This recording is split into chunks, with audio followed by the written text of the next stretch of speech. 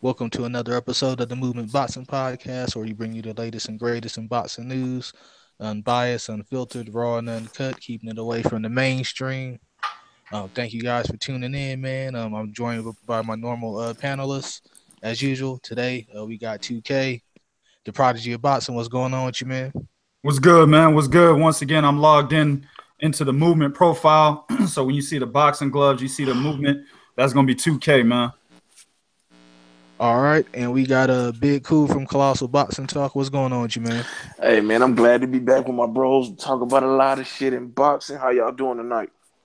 All right, glad to have you on, man. And we got Bernard from the Truth of Facts About Boxing holding down for you and Bo tonight, who can't be with us at the moment. What's good, people? All right, y'all ready to get things started? Yes, sir. Yes, sir. Let's get it. All right, for sure. We're gonna get things started with the highlight card that happened last night on HBO. Starting off with the title fight, WBO light heavyweight fight between Sergey Kovalev and Vyacheslav Sharbranskyy. Ended pretty fast. Second round TKO. Probably not much to break down. Ended over to 2K. See what he underneath the wings of his new trainer. Man, first things first. The one thing I learned about this particular fight was that Vyacheslav Sharbranskyy hangs out with a bunch of niggas. Did y'all see that dude's haircut? Mm-hmm. New age niggas. You know what I'm saying? Bro, he got black friends over there in Russia, man. That's what I learned about this fight. But anyway, and that's really the highlight. If you want to get technical, shit, that's the highlight. I was like, yo, this dude's cut is nice. You know what I'm saying? You thought he had that type of cut that you thought he gonna put up a good fight, but no, bro. I'm telling you, man, damn. Man.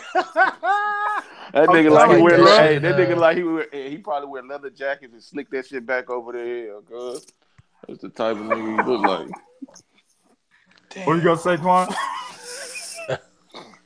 Nah, it's like that shit at MMA. The dude that usually come out with the mohawk and the colored hair is the one that get his ass whooped. Oh, I know exactly who you talking about, bro. He from the UK too. He from the UK. I forgot who you talking about, but that's Dan Hardy. Yeah, Dan Hardy's another one too, man. He's a half brother. Damn, I can't remember his name right now, bro. But same thing with him. Yep. But I mean, before I even say anything, man, let's just look at Vyacheslav Sharbranskyy. Who was the guy? You know what I'm saying? Ranked number 10 by the WBO. Sergey Kovalev was ranked number 2 by the WBO. Another case where the WBO committed some straight fuckery in how they determined their next champion. You know what I'm saying? We did a breakdown of this on the last podcast yesterday, Three Kings Boxing. And my man C-Bone talked about how money is always the aspect of how these organizations determine who's going to be the title holder for their vacant title, right? And in this situation, this was exactly what we saw. Number one was Alexander Gvozdyk. They completely skipped over him because he's not as known as Sergey Kovalev is, right? And then, of course, you had Sullivan Barrera like at number 4-3, turned down the Kovalev fight. You had Marcus Brown at number 4-3. I can't remember where they're all at. But my point is there was a good collection of 6, 7, 8 motherfuckers, you know what I'm saying, before Vyacheslav Sharbranskyy that Kovalev could have fought. But the WBO said, yeah, give me that whack nigga at number 10 because I know Kovalev will knock him out. You know what I'm saying? Perfect guy to pick up to be to help usher in the most popular fighter in the light heavyweight division. And yes, that includes B's homeboy, Adonis Stevenson, the most popular fighter in the light heavyweight division, to usher him in as their next champion and make him look good in front of all these people who watched the fight on HBO last night, right? So really all there was is Sharbranskyy walked up in there, wide open, straight down the middle. All Kovalev was doing was throwing a straight right hand over his jab. That's all he kept doing. And it kept hitting, landing money every single fucking time. That's the breakdown right there. Oh, and by the way, at the end, when he knocked him out, Kovalev knocked him out with 2 jabs, by the way. You know what I'm saying? Mm-hmm. That's the breakdown. I mean, it was a matchup that shouldn't have happened. If we're supposed to go by the rules of how these organizations, handle their rankings, it should have been Alexander Gavazic versus somebody. If it's not Kovalev, because apparently him and Kovalev go way back, they got the same manager. They're not trying to fight each other at this point in time. So if you couldn't fight Kovalev, it should have been 9 other people or 8 other people before Vyacheslav Sharbranskyy. But the common denominator should have been Alexander Gavazic in this title fight, man. So it's complete bullshit, and that's what we got last night. But the good news is Kovalev is back. He called out Adonis Chickinson. You know what I'm saying? He said he wouldn't mind fighting Dimitri Bivol, where there's some actual news on Dimitri Bivol as well.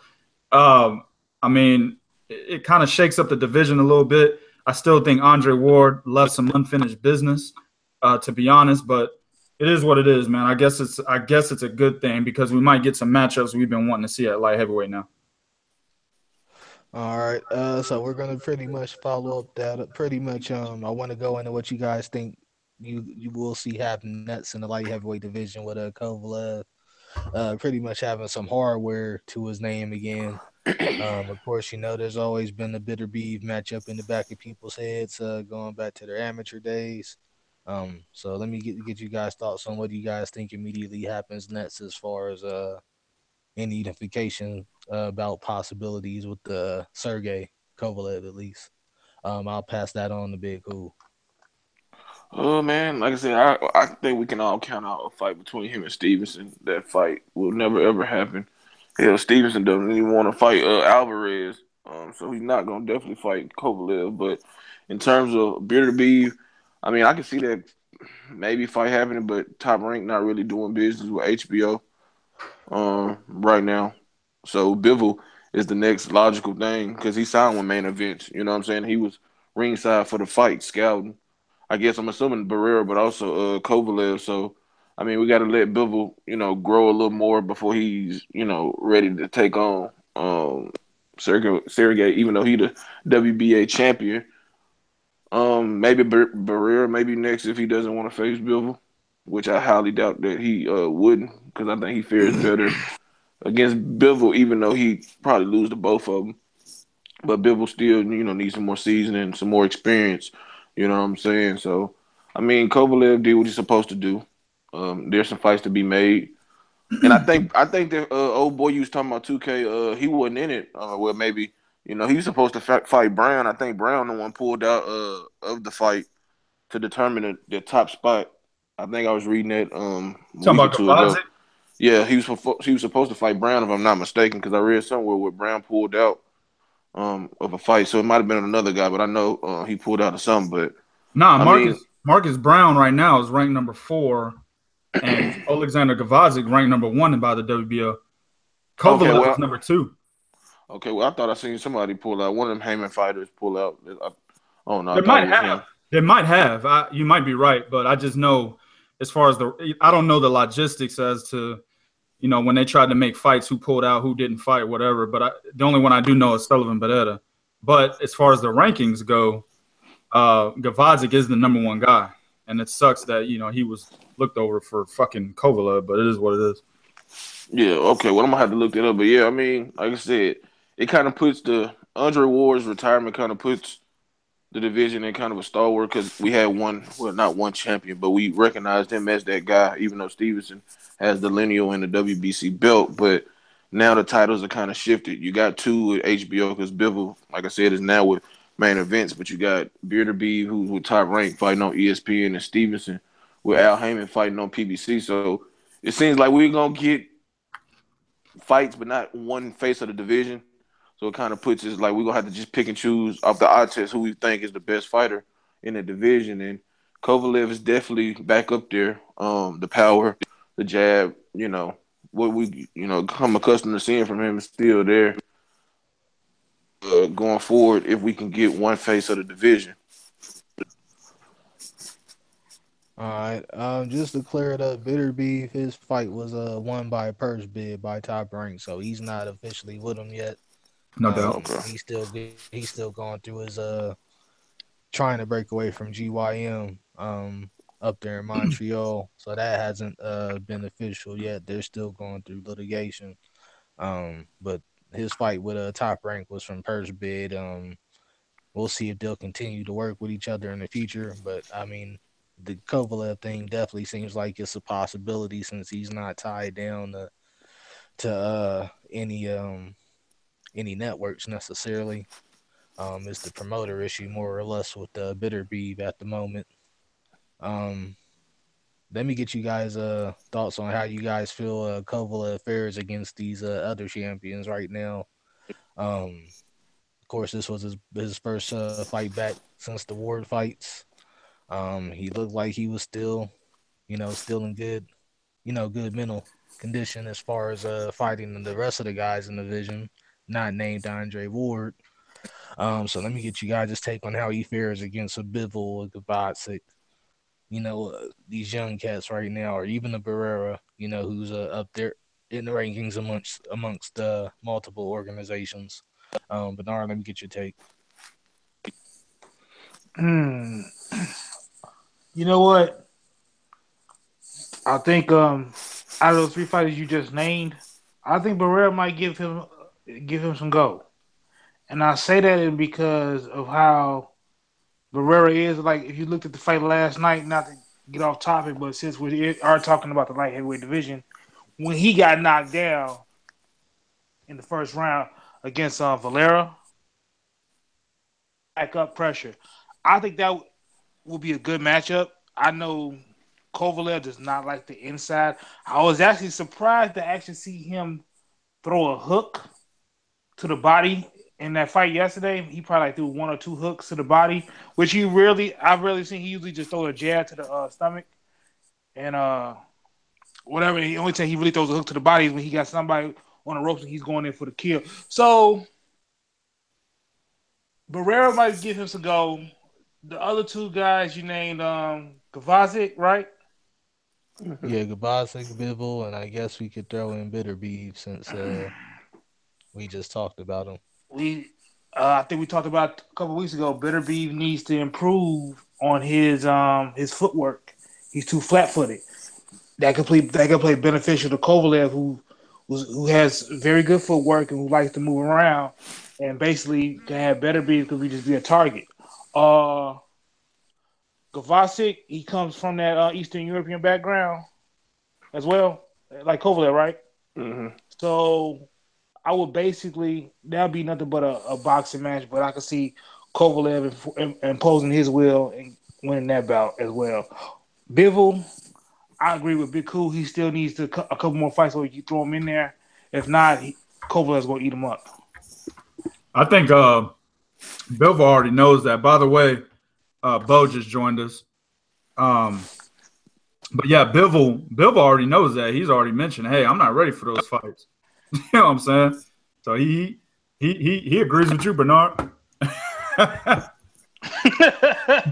think it depends on how these fighters approach, Kovalev, how strong are they mentally? Like we all know, Ward was a mentally strong, fighter over anything. We knew he had the skills, but his mental approach was A1. You know what I'm saying? So he was never, really taken out of a fight. So I think it's the approach of how these opponents, prepare and look forward to the fight. You know what I'm saying? Because if you take the fight to Kovalev, you know what I'm saying, you show, no back down, no bothersome from the power he possesses, then you could really, really, get to him and defeat him. But if you get like Sharbranskyy, throw a lazy ass jab, you know what I'm saying, don't react well to the power, can't really do too much if you limit it, that's where you get in trouble with Kovalev.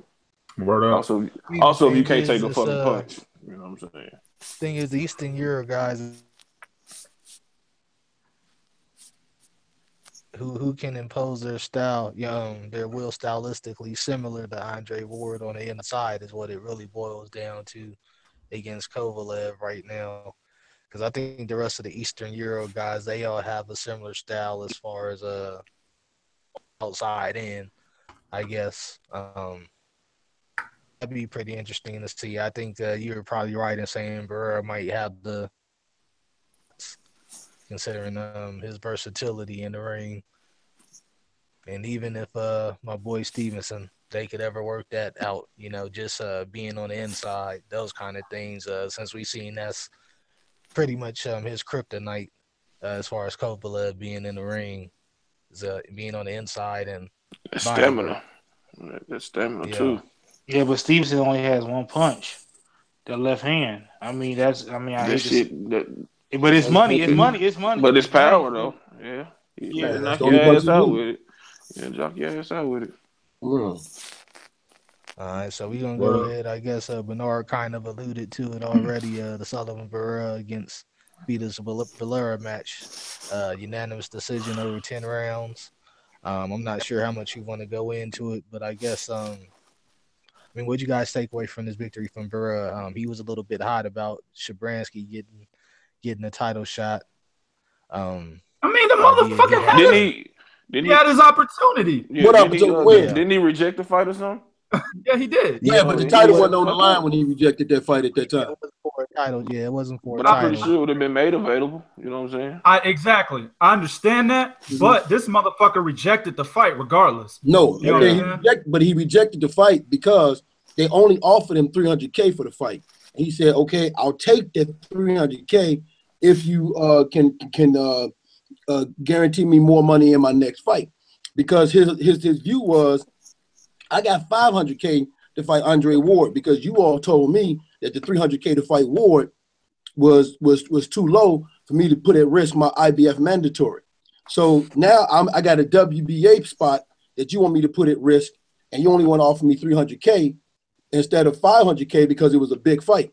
So for that, I'll take a fight for $300K. I just want you to tell me that, hey, my next fight or a future fight, I'll get more money. And Kathy Duva didn't want to make that guarantee. Well, let me ask you this, Bo. You said that his WBA spot will be in question if he takes this fight. What do you mean by that? Okay, because he was told and he was under the impression that if he fights Kovalev and he loses, he could drop out of his number one spot with the WBA because he took that L. Even though this was supposed to be sanctioned by the WBO, if that was going to happen? No, but the title wasn't on the line at that time. That's the thing. I understand, but this is the thing, though, Bo. Mm-hmm. Before fights actually happen, a lot of the terms of the agreements change. You see what I'm saying? There's been plenty of times where a fight is on the docket and they'll say, for no title.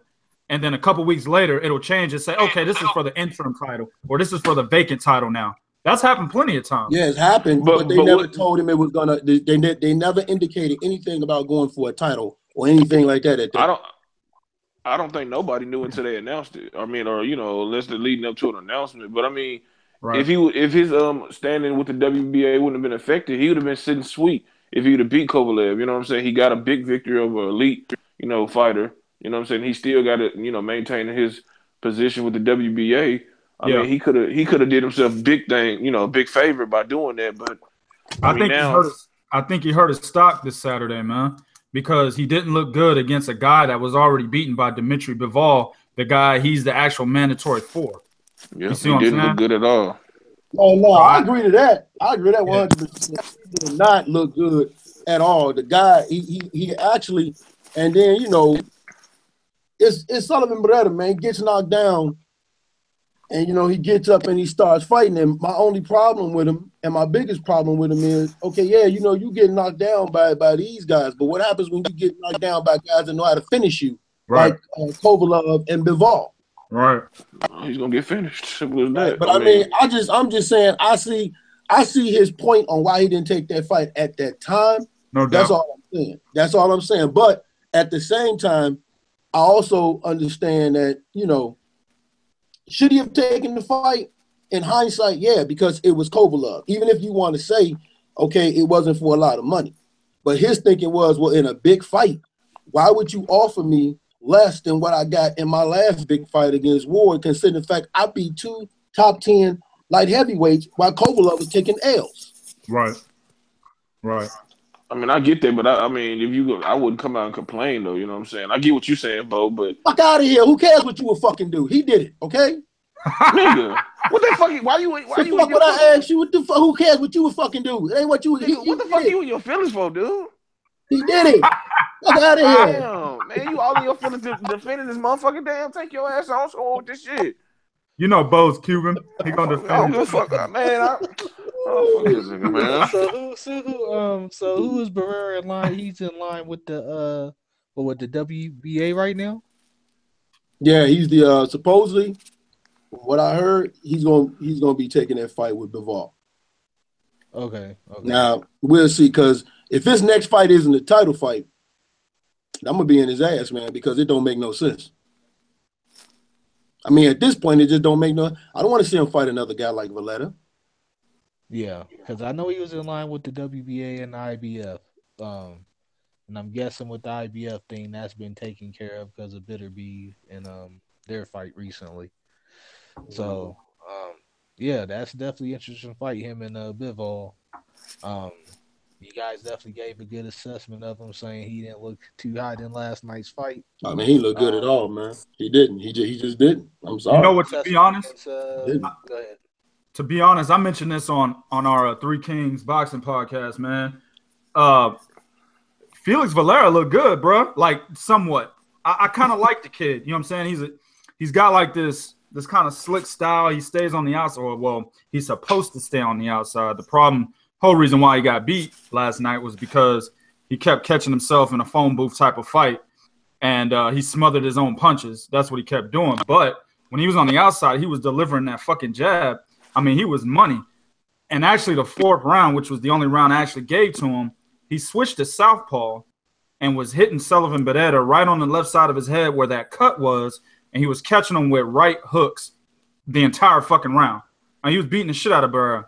But then for some reason, from the 5th round all the way to the 10th round, he went back to orthodox. And I'm sitting there like, bruh, why the fuck are you not switching back to southpaw when you won the round clearly when you were in that position? Barrera had no fucking answer for the check right hook. You know what I'm saying? Now, he was landing the check left hook very good as well, but I felt he had better balance and better footwork. He dictated the pace and showed better ring generalship when he was in the southpaw position. You know what I'm saying? So I don't know, man. I think he's good. I think his trainer can't do the necessary teaching or coaching to bring Valera to the next level. My man Willie the Kid kind of translated what the trainer said in the corner, and he was talking about how he wanted him to throw more of his jab, use more of his combination punching. But I asked Willie, I said, well, did he ever mention him needing to go back to southpaw at any point in time? He said, no, he never said that. You know, for me, watching it, sitting on my fucking couch, you know what I'm saying? I saw from here that him being in the southpaw position was one of the bigger factors in which could have led him to a victory, but he didn't do it. You know, so Barrera just, I don't know, man. He's wide open right down the middle, dog. Like, man, I see a guy like Sergey Kovalev knocking Barrera out because the majority of his punches, even Dmitry Bivol, because the majority of Dmitry Bivol's punches, the point of his attack is straight punches right down the middle. The good old-fashioned 1-2. That's Dmitry Bivol, that's Alexander Gavadzik, and that's Sergey Kovalev. And that's where fucking Sullivan Barrera is wide open. Yep. So I think he gets knocked out by all three of those guys. The rest of you guys want to follow that sentiment? Because that was going to be my next question as far as early take on ball. 2K pretty much gave his thoughts.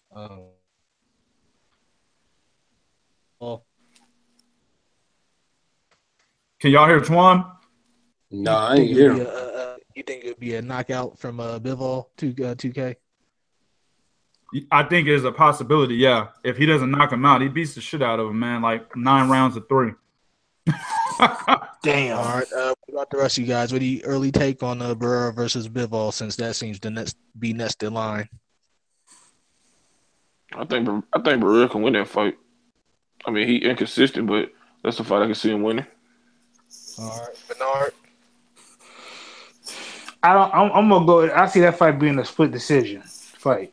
I see Barrera getting knocked down in the early rounds, him coming back being aggressive, and at the same time I see Bivol doing what he's doing, and I see it can go either way, split decision for the belt between Bivol and Barrera. All right, Bo. What's your early take on this one? Bivol versus Barrera. I got Bivol winning that fight. I would support Barrera, but Bivol wins that fight. Bivol is more technically sound. Bivol is more skillful. Barrera is he's wide open for the check left hook. Every time he goes to the body, he comes out with his head up, hands down. He's open for the hook. And you can beat him with a basic 1-2. You can beat him with a basic fucking 1-2, man. So I got Bivol, man. I think Bivol would beat him. Now I don't know about knockout, but I do think if he knocks him down, Bivol is the type of cat with his power and skills that he could finish him. Yep. So, I mean, I'll support if the fight get announced because he has a grand opportunity. He could fight Bivol or Kovalev. So he's gonna sit back and figure it out. If I'm him, I go for Bivol because Kovalev, I think after what I saw last night, and not that Kovalev looked that great against Sharbranskyy, but after what I saw last night and what he's open for, he'll get hurt against Kovalev. So he's probably taking a more inexperienced Bivol. It's a better chance for him, in my opinion.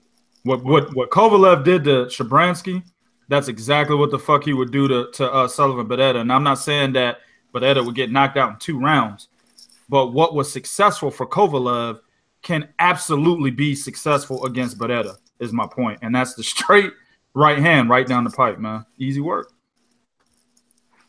All right, we're going to take it on to what was the opening bout of that card.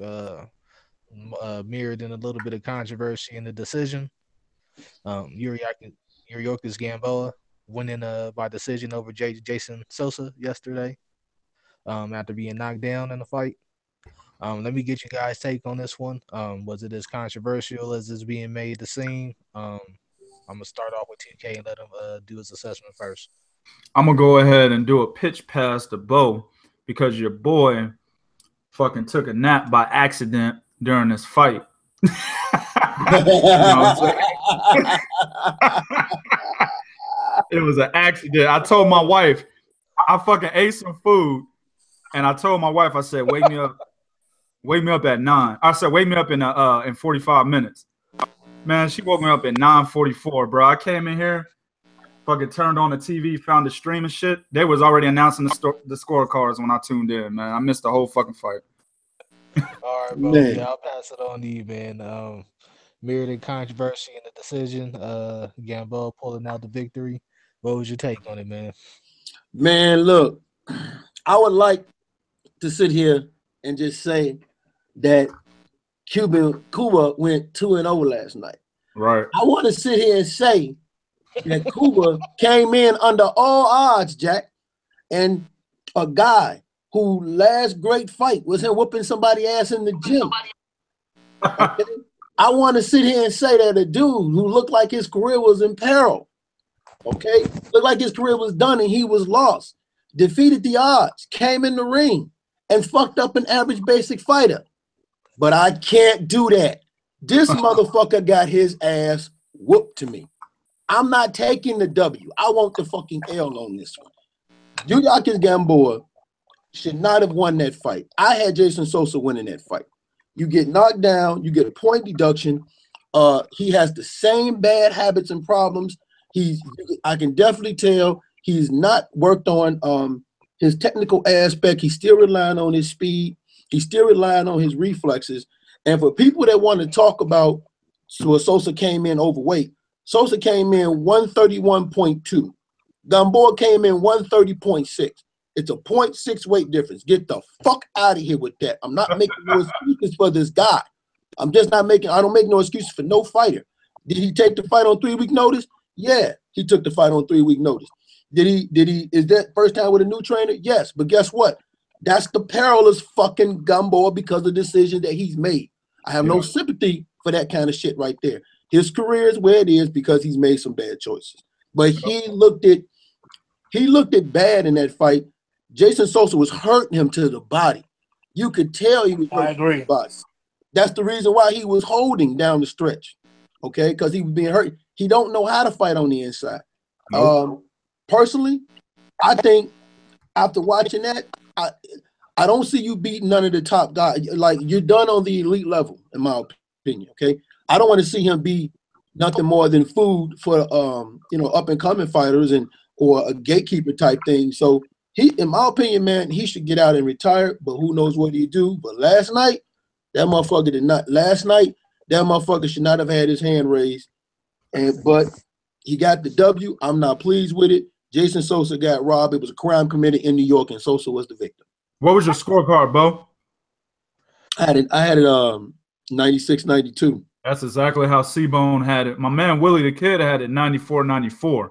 Yeah. Anybody see it like that? Anybody else see it like that? What's the scorecard again? It was a draw. Oh, no, I had it 97-93. Sosa. I fell asleep before the fight even started, man.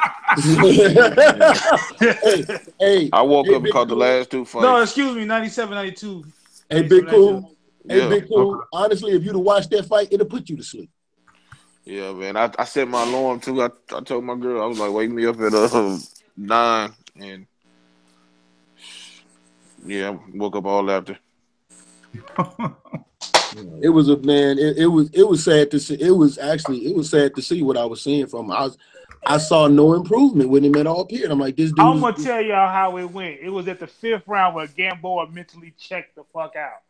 I'm talking about like Sosa got the 1st round, Gamboa got the next 3 on my scorecard. I don't know how Bo had it, but in the 5th round, he checked out.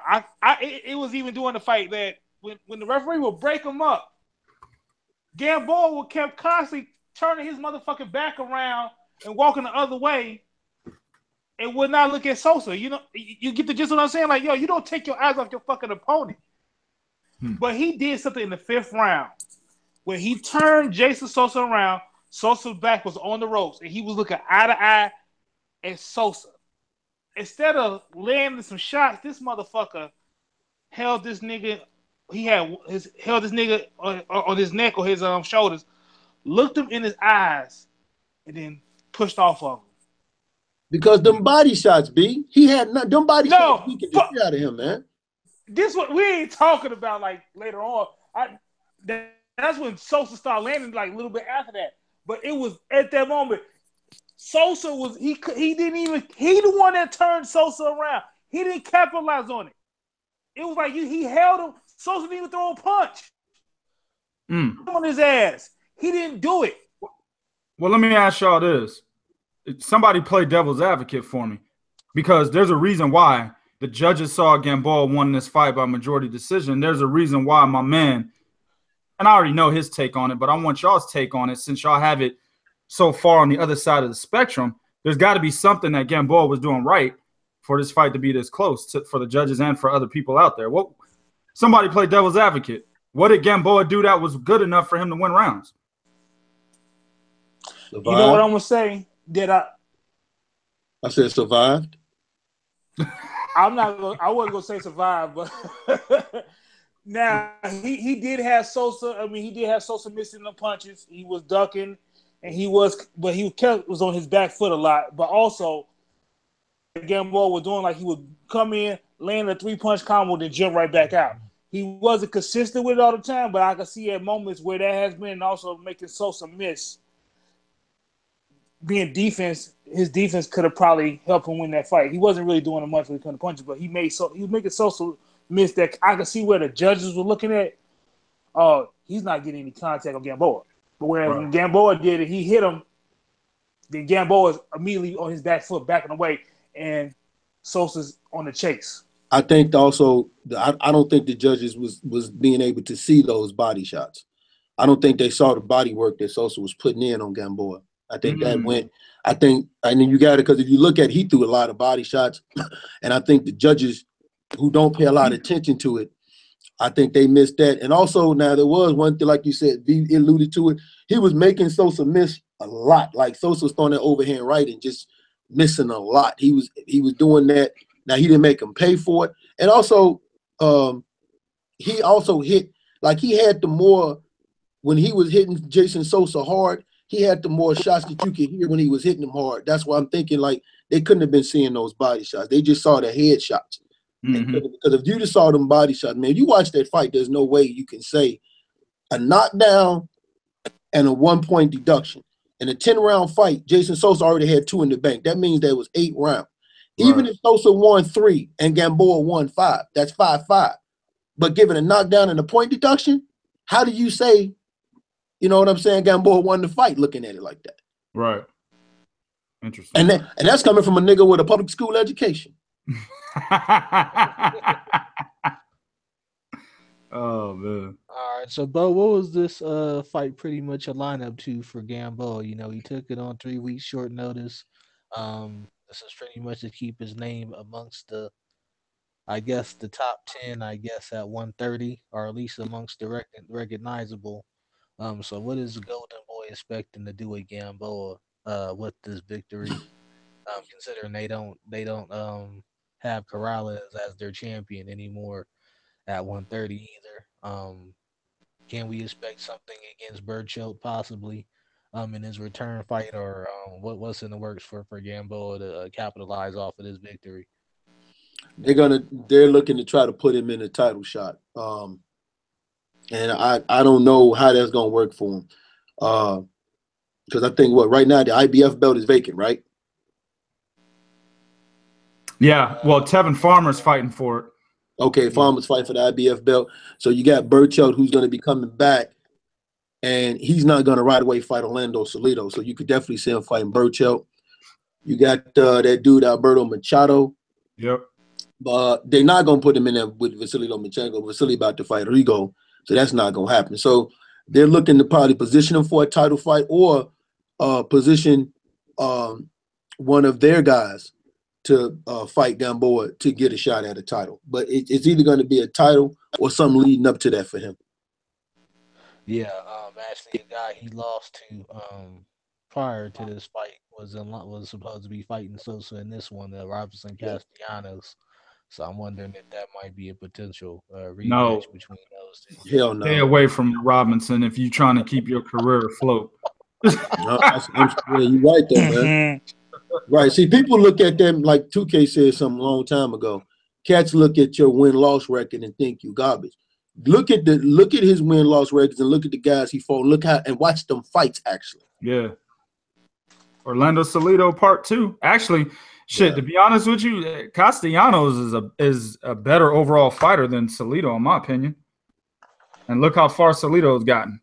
So yeah. All right, so I guess we'll swing it on to our next topic, man. And I can't say this is one we're necessarily too upset about, but you know it is news. Looking like David Haye withdrew from his December 17th bout with Tony Bellew. He injured his haymaker arm, I'm assuming. But there's been all kind of stuff going in the news in the aftermath of people trying to fill in for this. But let me get you guys' take on this. I wasn't necessarily too interested in seeing a rematch anyway, but let me get you guys' takes on this being this withdrawal and pretty much the news of the guys that are calling out for Bellew in the aftermath, trying to take Haye's place. I'll start off with Big Cool. Fuck David Haye, man. This nigga's injury prone. He a ducker. That nigga just, I don't know what to say, man. That nigga, fuck it, man. Some people think he on steroids because his body's starting to break down. Maybe so. You know what I'm saying? I don't know what the fuck wrong with that nigga, but this is a fight nobody wanted to see. The first one wasn't a fight nobody wanted to see. Tony Bellew did us all a favor and knocked his ass out. You know what I'm saying? I don't care if he hurt himself. And I don't care if he was winning before that shit. You know what I'm saying? This nigga lost to a blown up light heavyweight. He should have retired off that, but I don't care, man. I don't care to watch David Haye fight. You know what I'm saying? He's really not relevant. You know, he's not a true test for anybody at this point in his career.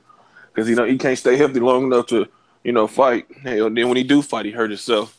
But in terms of fucking, what's the motherfucker that's trying to get a title fight or trying to get a big fight from the UK? Dillian White. Yeah, man. Nobody want to see that motherfucker fight for real. You know what I'm saying? He probably beat Belu just because he much bigger, but nobody want to see that shit. And Tyson Fury definitely don't want to see that fight. You know what I'm saying? Even though if he coming off a long layoff, he still beat the hell out of Tony Bellew because he's just too big. You know what I'm saying? It'd be like Steve Cunningham all over. You know what I'm saying? The size would just wear him down and he'll stop that motherfucker. But Shit, Tony Bellew. I mean, he a wanted man because he a vulnerable, fighter. So you know how the I UK mean, guys do. somehow fucking Belu keeps his name in the limelight. I mean, I don't know if it's just because the UK scene or what, but this motherfucker keeps his name out there to no longer be cruiserweight champion or to be active.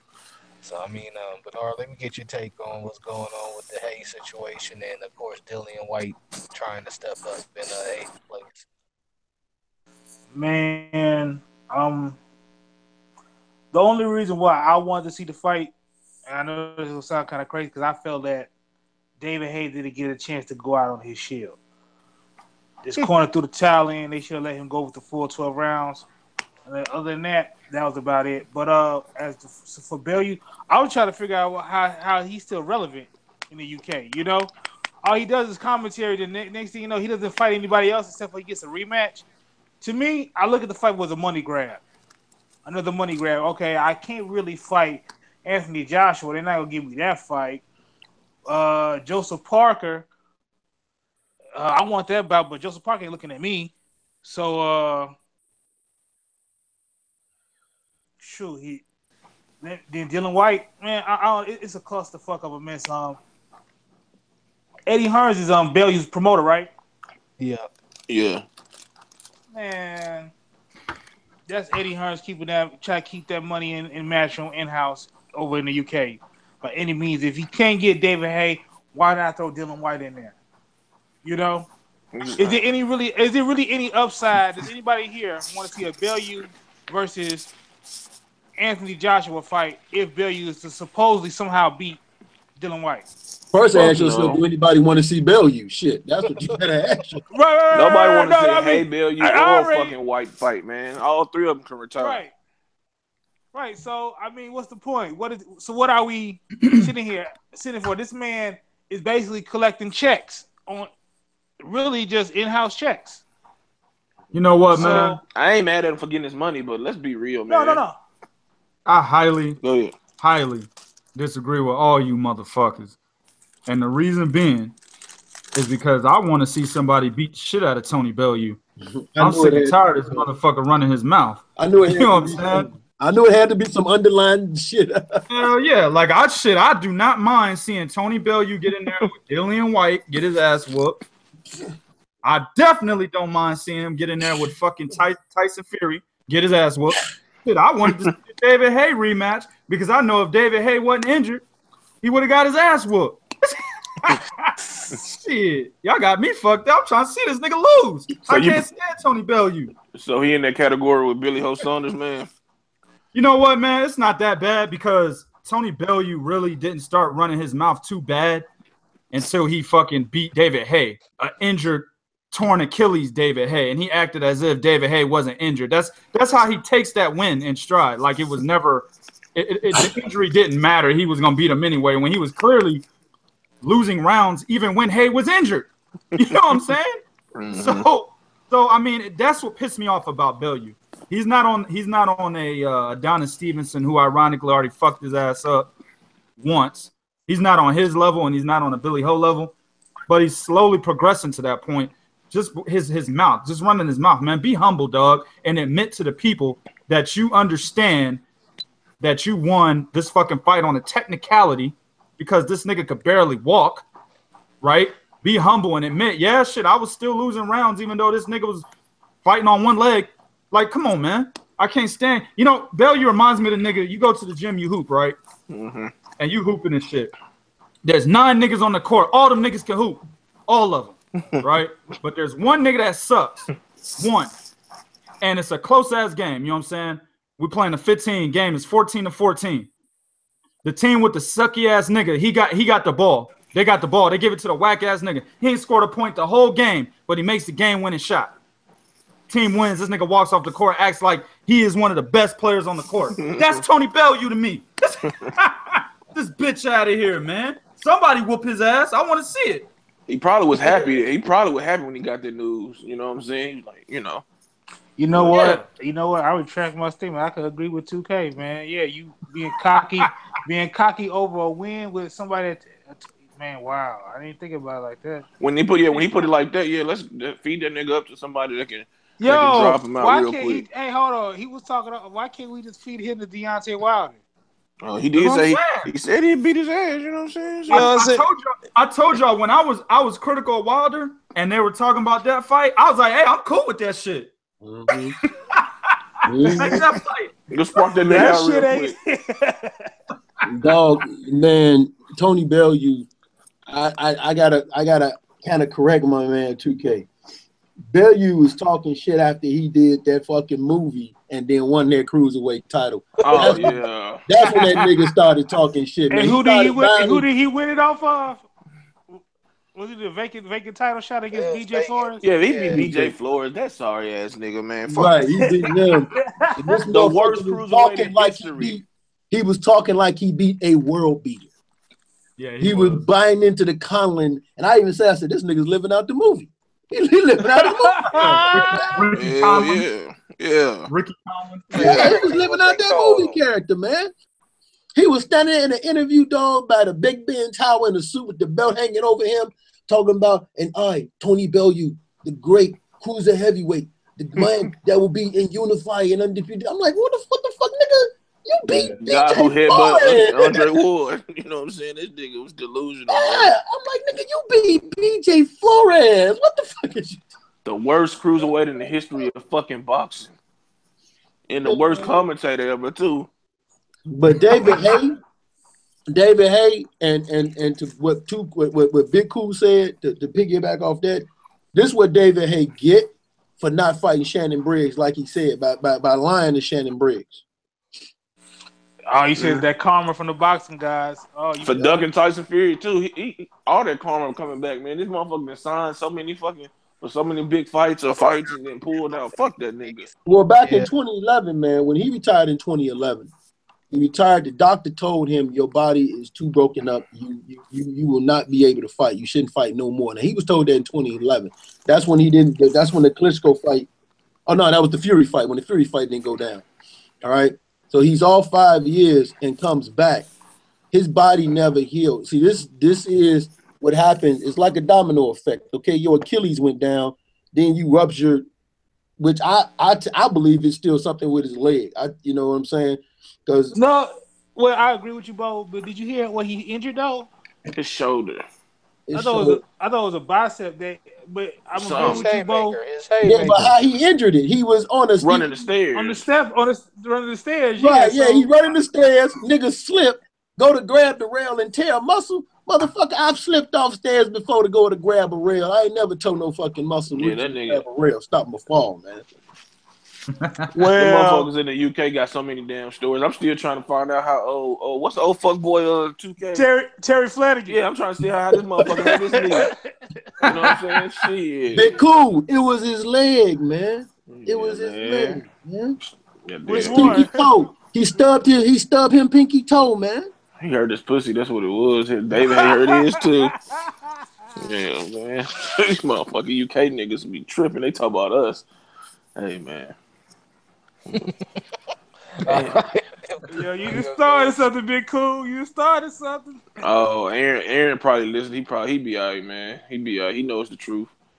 bunch of fish and chip eating motherfuckers over there. Crumpets. Y'all motherfuckers is y'all. Why they still rocking cornrows in the UK? Exactly, man. That nigga cut that shit off. Yo. Yeah, that shit went out in 2010, 2009, bro. Oh wow. Yeah. I still rocking cornrows. Wow. That motherfucker David ain't gonna let that shit. Goddamn, he gonna rock that shit to his hairline in the middle of his damn head, man. Get the fuck out of here. Let me ask you guys this one question though, man. Why is David Haye fighting? Because we know he got that divorce, man. Do you think he's doing it because of money? Shit, I ain't know he was married here. I didn't know about that one. Wow. Shit, whatever he is, that's his fault. Nigga, take care of your money. Don't marry these bitches. Marry a bitch that got something. That's a problem with a lot of these guys. Prenup, nigga. Shit, niggas don't understand. Get a prenup. Shit, you. Shay Mosley. Bunch of single motherfuckers talking. I see. Timothy Well, Bradley. no, I ain't single, but them niggas is. I ain't far. Hey, I ain't. Put it like that. Hold on, wait a minute. Let me ask you. Are you married, Big Cool? I'm engaged. Yeah. All right, Yeah. married man, nigga, be single. You still single, nigga. That Nah, I shit. mean, You just, motherfucker, you just a booty shake away from calling that shit off. That's all, nigga. nah, going on 7 years, man. No. And I could fuck around and send something your way, bro. I could send something your way, nigga. Don't do that, TK. Hey, send it to Chicago, man. Send that shit to Chicago. No. Be specific. Send that shit to Bernard, nigga. No. Fuck that. You ain't finna fuck me. Yeah. I Send it to forgot. me. Send it to me, nigga. Yeah, send Send that it to to me, me. Nigga dude. finna get me fucked up over here. Hey, You know, 2K, make sure it's early in the morning so that nigga ain't sleep now. Shit, and I ain't even talking about my wife. I'm talking about my daughter kicking my ass. Oh shit. We No, already know. 4 o'clock. We know Twine straight, man. We know Twine straight over there. You know what I'm saying? Just send him some weed or something. He'd be good. But send that nigga B-Dub something around 12 o'clock, man, when lunchtime. No, 4 o'clock in the morning before right after I get out the gym. You know what I'm Yeah, saying? you know, if that nigga don't decide to take one of them walks he takes and shit and forget to answer his door. Oh my shit. God. Wait, what? All right, Twan. We ready. Yeah. Man, we gonna keep it in the heavyweight division, man. We had some looks like some talks, a little bit of blow up in the talks between Anthony Joshua and Joseph Parker about unification in the past week. There's even been talks about a purse split. Bob Arum chimed in saying 65-35 split is more than fair. Eddie Hearn saying that that's still not a good deal. Man, uh, Eddie Hearn basically not doing everything. He's doing everything in his power to give Anthony Joshua a bad look, man. And it's the words coming out of his mouth. No, that's Joshua, man. I'm gonna start off with Bo on this one as far as the negotiations routes. I mean, to me, I feel like a unification, the guy should get 70-30, and Parker's been willing to go to 65-35. Initially, I guess there's some backlash. Can you chime in on what you've been seeing about these negotiations? Bottom line is, man, the boxing business policy of Eddie Hearns is having an effect on the actual boxer himself, Anthony fucking Joshua, because you told everybody, and I watched the video. My man 2K was absolutely right. They claimed they was talking and that a deal couldn't be made. But right after you claimed that, you also claimed you entered negotiation with Joseph Parker. There was no way you was talking to Deontay Wilder and the team. You guys just picked up a phone, chatted 5 minutes to say, all right, well, we couldn't work nothing out. Just to please and downplay the fucking noise of people that was coming at your head and shit. Okay. So man, I mean, who knows what the fuck Eddie Hearns is doing? I don't understand this he say she say this back and forth shit. I actually wonder if Joseph Parker is even serious. I don't know, man. This shit is a fucking circus, and all I want to do is see these niggas fight. Because I'm still mad at Joseph Parker for talking that shit about him fighting Wilder. Show up at Wilder fight, then they're like, nah, fuck that. I take that back. I renege. I'm gonna look over here at Anthony Joshua. And the reality is, if they want to offer you 30%, nigga, you should take that because nobody really is concerned about you. And I'm talking about Joseph Parker. Ain't nobody really concerned about you. But at the same time, as a promoter, it's a business. You want to get the most you can. But 30% with Anthony Joshua still is this nigga's highest payday. So I don't know what's going on, man. It seemed like everybody, in my humblest opinion, man, everybody on bullshit with this, man. Everybody on bullshit. They trying to drag this shit out as long as they can, and there's no reason to. There's no point to it. I mean, who the fuck can Joseph Parker fight if he don't fight one of these dudes? And the thing that made me mad about Parker, he's getting away with not doing absolutely fucking nothing. Shit, he might not be the way the Russians might have it with the WBO. That's true. Shit. I mean, well, this is the thing, man. We're seeing a lot of the same rhetoric being used from the Canelo and Triple G negotiations, such as when they were saying he gave him Brooks gave him the highest purse he's ever had, so Triple G should accept this or whatever. You know, we're starting to see that kind of stuff trickle into these heavyweights, and none of these guys are that damn big outside of Joshua. But it But goes at the back to same what something 2K said, and I agree. And if you follow the pattern, this is the pattern, dog, we've been seeing in boxing. They dangle a carrot out in front of us, knowing as full well what fight they're gonna fucking make. But they dangle that carrot to keep our interest. And then they make a fight and they keep dangling that carrot until they say, okay, it's time, let's make this fight. so Exactly, let's man.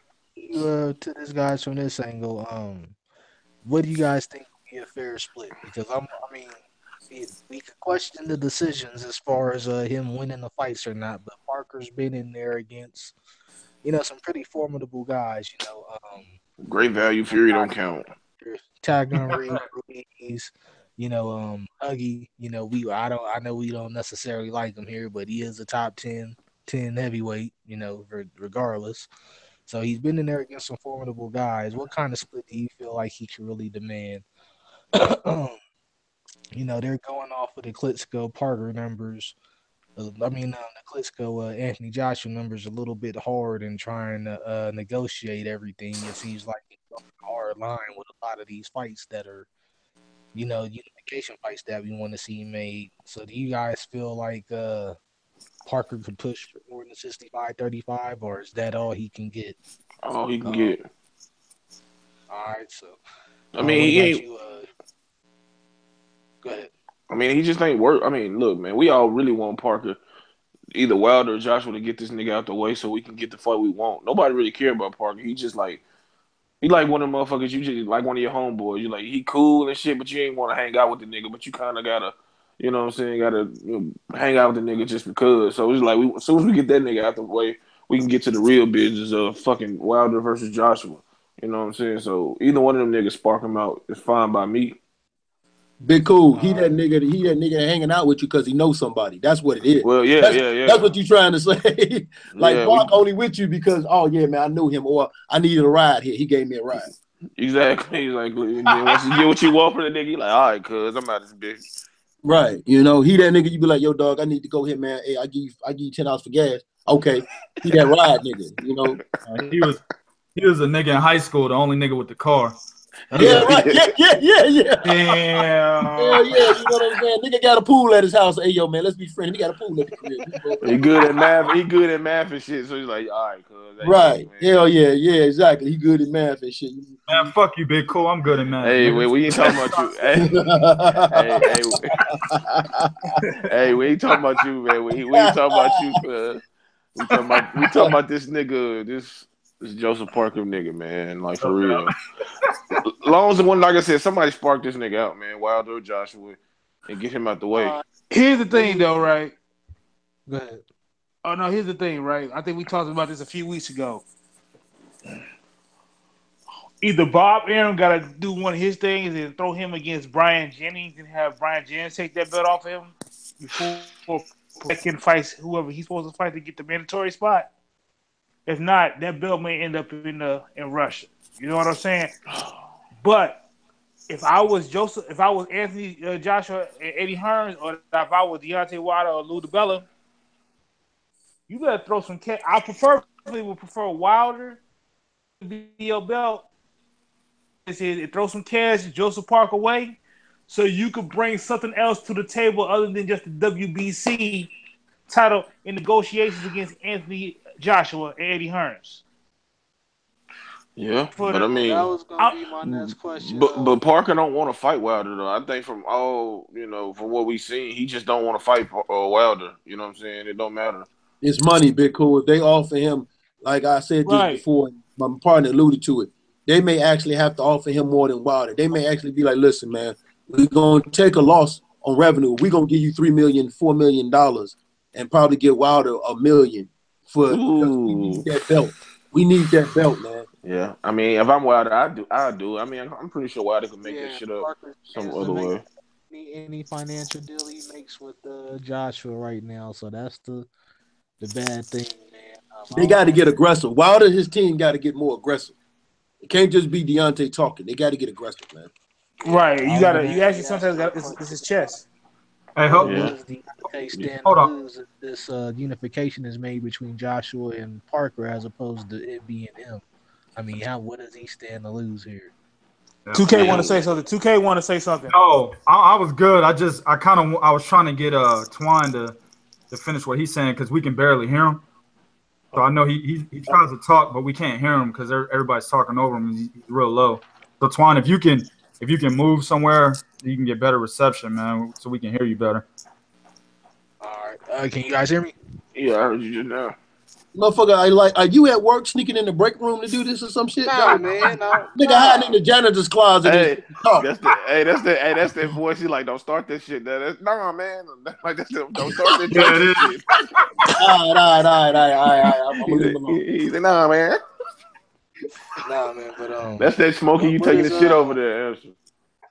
well, what does Deontay stand to lose here? Because I mean, this will be 3 belts possibly that Joshua holds here, and they're already talking about a split issues with the Deontay fight being a You mean possible if he main fight event. Joseph Parker, he'll be holding 3 belts? Yeah, Joshua. No, he'll be holding 4 belts, bro. Shout out to the IBO. Oh man, don't nobody recognize that but Bernard, man. I mean, So he's disrespectful. So to answer your disrespectful. question, he's standing to lose more leverage. I mean, because Yeah. I don't think Wilder care about this shit. As long as he get Joshua, and I think, like I said, fucking That's the Parker problem collateral. with Big Cool. That's the problem. He should care about it. But I mean, he should care. But I mean, at the end of the day, man, like we say we want these fighters to call out these guys, and yeah, Parker isn't the best guy or the best fighter in the division. Wilder still should be calling him out, but obviously he has his eyes set on the bigger prize, man. And and I get what y'all got to say. He got to overpay or whatever he got to do to get Parker in the ring. But I mean, at the end of the day, eventually these fights got to happen. You know what I'm saying? Whatever they need to do to make the fight happen, make it happen. But we sitting up here talking about this shit ad nauseum, and like you said earlier, Bo, they gonna give us some bullshit ass fucking fight. Anthony Joshua, Dillian White too.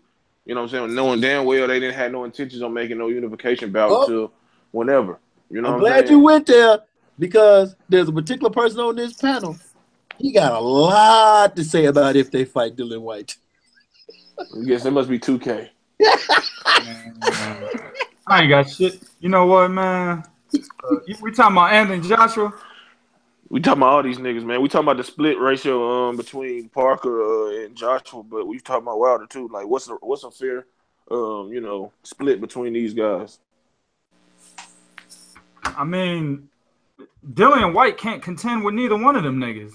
So what's the point? I mean, it's like this. To me, Dillian White is, and I'm pretty sure y'all already seen my video, so y'all about to hear me say something y'all already heard.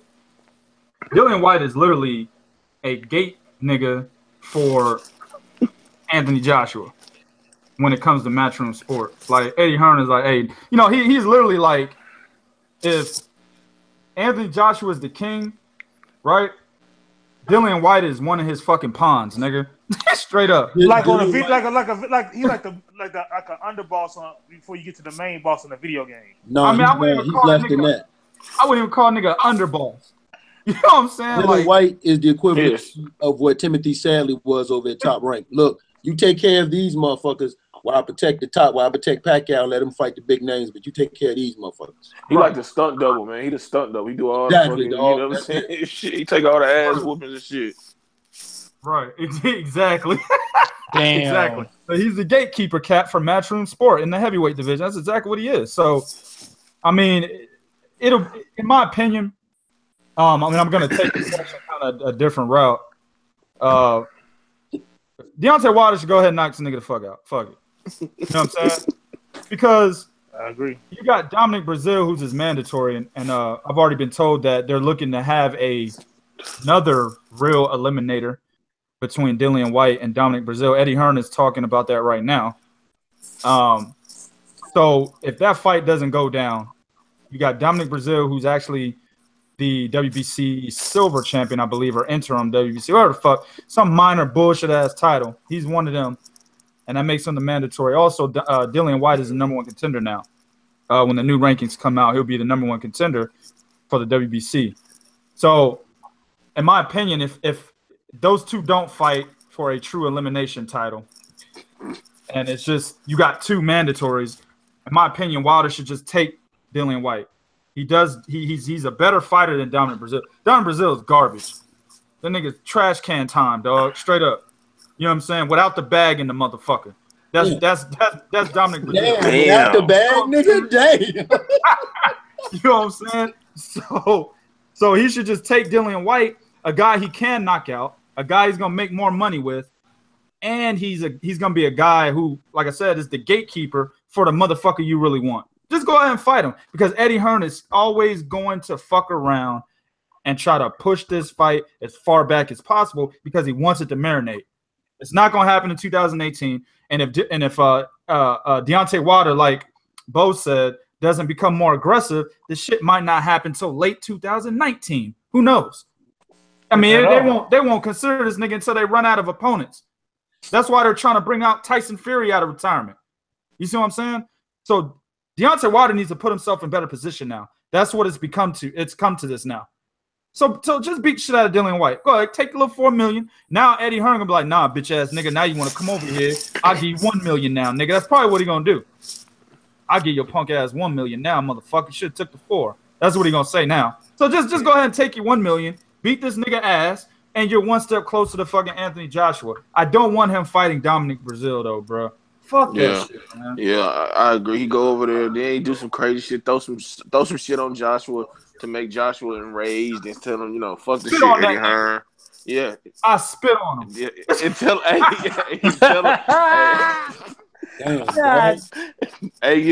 pull his whole card like like Spence did Keith Thurman, man, for real, face to face. Tell him you gonna squat where you pissed at, or you gonna sign the contract. You know what I'm saying? Hell yeah. Do that shit in front of 90,000 people in the UK. I bet that nigga signed it then. And like Bo said, Deontay's team need to get more aggressive, even if they give Parker the majority of the money and unification or whatever it needs to take. But that is the ultimate route they need to be trying to go, is doing whatever they can to get Parker in the ring, just to give him, proper advantages when it does come time to actually negotiate with Joshua, if it ever does come to fruition. Can't they just give him a 50-50 split? Why give him majority of the money? What's wrong with a 50-50 split? No, you could, because you're going to have to pay this dude. He'll make more money in the UK. He'll still make more money fighting Joshua. Yeah, it's probably had to be 60-40 Parker. Damn. Wait. You talking about Joshua Parker? No, Wilder Parker. Wilder versus Parker. Okay. Man, look, man. I say I'm with you. I'm with Bo, man. Overpay that nigga, get him in the ring, snatch that title in under 6 rounds, fly to the UK, wake up in Joshua's crib, you know what I'm saying? At the table, eating his mom cooking and telling him, man, sign the contract. Big Cool got it all planned out. Big Cool got it all planned out. You might as well just go on text after Deontay, man. Let him know what it is. Shoot. Yeah, I mean, shit, man. Make it happen, man. We want to see this shit. Yep. All right, we're going to go into our next topic. Try and keep this one brief. We have chopped it up somewhat as far as after the aftermath of the first one. We knew there's going to be another one. It's looking like we're finally going to get the rematch from last year's fight between Andre Dirrell and Jose Uzcategui, which ended when I guess Dirrell has been out of career this, was hit behind the head in a controversial punch at the end of the round and was unable to continue to fight. I forgot how they ruled the decision. I guess it ended up being turned into a 9-2. No, yeah, it was a non-decision. No decision. Okay, so which is why we had the rematch now, and it was for what WBC title eliminator? IBF title eliminator. So it's looking like that one is looking like we finally got a date for that one. It's nothing confirmed yet, but it's looking like it's going to land on what will be the Mikey Garcia and Robert Easter Jr. Unification in January 27th in LA. Let me get you guys' thoughts on this rematch. I know we all thought that Dirrell was on his way out with some of the punches he was starting to take again. So let me get you guys' thoughts on, it was a pretty much back and forth fight, man. So I really don't know what to say as far as who the pick. I know what to say. I know what to say. Go ahead, Big O. Go ahead. And y'all know Andre, my boy, man. I'm like 2K. I had high hopes for Andre, but this is where I'm gonna get off this bandwagon, man. You know what I'm saying? I'm getting off this motherfucking bandwagon. Niggas have getting off the bandwagon. The utmost respect for Andre. Abandoned ship. You know what I'm saying? Yeah. I'm like the one that was holding that shit up. Like my big ass is holding it up now. I'm jumping off the motherfucker. So he going in the water with me. He get knocked out, man, under 6 rounds. Damn. The punch resistance is really gone. I'm looking at the fight or whatever. They had that a win for Andre Dirrell. That shit was a disqualification win. Yeah. Dirrell is the fucking interim IBF middleweight title. Mm-hmm. Okay. Huh? I thought they had turned it into a contest. Okay, so he's still technically the winner. Yeah, he's still technically the winner, and he's the interim IBF, middleweight champion. And that's all this rematch is for the same shit. Well, he gonna be officially the loser of the 27, man. I just don't see how he gonna win this fight. Well, Uzcategui was turning it on in that fight. I know. And I like Andre Dirrell a lot. Big Cool already said that. I'm not gonna abandon ship. You know what I'm saying? I don't consider myself on anybody's ship. I just give niggas opportunities and say, hey, this dude's good, watch him. And I'll still say that for Andre Dirrell. But, the many interviews we've had with him were good interviews. He talked about in one of them how he plans on being a unified champion by I think he said in 2 years. And that was the beginning of this year. You know what I'm saying? He's just the interim champion now. That nigga got less than 2 years to make good on that promise that because he was like, I promise you, I'll be a unified champion in 2. We was like, all right, my nigga. He got less than 2 years, dog, to make up that promise. And just by the way it looked in that first fight with Uzcategui, and the shot, in my opinion, was a knockout blow. Uzcategui should not have been disqualified. The punch came right before the fucking bell sounded. It's clear to me. I watched too many replays. It was literally like a nanosecond before the fucking bell sounded, dog. He landed. The referee was covering his ass. Exactly. He knocked Andre Dirrell out. And it was a knockout blow. Andre Dirrell wasn't faking. You know what I'm saying? He was hurt. I think he played it a little bit more into his hands so they could call it a disqualification. But he was knocked out. He was out. The nigga was out for like 2 seconds. You know what I'm saying? That's my nigga. So in this fucking fight, B, in this rematch, I see the same shit happening. Dirrell gonna get knocked the fuck out again, just like Big Cool said, man. And Big Cool's 100% correct on this one, under 6 rounds. I gotta agree. I hope I'm wrong, man, but this shit it's funny. It ain't funny because he always find himself in these situations good, and he be looking like a motherfucker just threw water on him. I think he hurting, like he just pop up like what happened? He got knocked out. That's what happened, bro. Like no. You ever take a fish out the fish tank and throw him on a counter or something, nigga? Throw him in the sink with no water. That's what he looked like. Yeah. Nigga just flopping and shit. Like, come on, man, get the fuck up, bro. Look, he be looking for help. I be like, get your ass up, nigga. Yeah, take that 5 minutes and goddamn finish this fight. But exactly. Damn, man. All I got to say is the police be on standby for the uncle. That's all. Oh shit! He ain't even gonna be allowed at the arena, probably. They're gonna have a picture at the front door if he try to enter. Please detain this gentleman. I'm going in on this one as far as how you see it playing out. The rest of the guys think it will end in a legit knockout this time. I agree with him. I agree 100%. He hasn't fought since that fight, and there's nothing new that we can say we've seen in him. Not to mention the fight. In fact, from a mental aspect, I'm quite sure he's watched that fight and he even saw how that punch might have landed at the bell or after, whatever. If you want to say after the bell, but it hurt the shit out of you though. So going into this fight, he could be too apprehensive of watching that and not actually fighting his fight and still get caught with something. Or it could be the opposite. Go in there and try to be aggressive and get caught. Exactly. So I'd rather him try to be aggressive and get. He might have to fight like he fought Curtis Stevens out. He was shaking up. Just he really didn't fight that fight, but you know what I mean. Just box him on the outside and do not get caught up. I mean, he ran, man. He ran against Curtis Stevens, but we know, like, look, man. But the sad part is he got the skill set to actually beat this cat. Well, that's my thing. Why I can't really say what will happen yet, because it was one of those things where I thought Uzcategui started fast, and then Dirrell picked it up, and then that last round Uzcategui turned up again. You know, after looking like he was. But Dirrell gave him that chance, man. Yeah, man. He backed up. He backed straight up with his chin exposed in the ropes. I didn't know what the hell he said. Knock me out. I was like, why are you leaning like that, dude? And doing like, the fucking shoulder roll. I think. Like why are you leaning like that? A southpaw stance. I'm glad y'all said that. I am so tired of these motherfuckers trying to do that Floyd Mayweather shoulder roll, and these niggas don't know how to do this shit right. Stop it. Go on and put your hands and your elbows down, goddammit. Cut that shit out. The simple shit, man, it will take you a long way. You know what I'm saying? Like these niggas use that high guard. Look like he was trying to truck backwards or something. Like he was at the skating ring and this nigga got tripped up on something and just like, nah, like that nigga.